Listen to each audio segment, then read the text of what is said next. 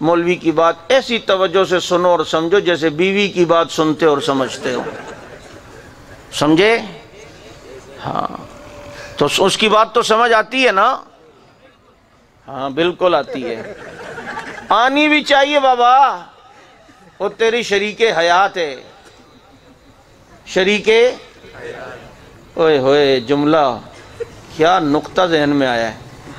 وہ تیری شریک حیات ہے، شریک حیات بیوی کو کہتے ہیں،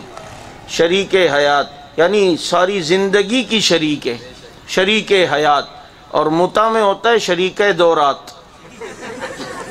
متا والی جو ہوگی اس کو کیا شریک حیات تو کہہ نہیں سکتے ہو، شریک ایک رات شریک دو رات اس طرح کہہ سکتے ہو، شریک حیات بیوی کو کہتے ہیں، اور اسلام نے ٹیمپریری نکاح کی اجازت دی، نکاح بنانا ہے تو شریک حیات بنا، شریک متع دو رات نہ بنا۔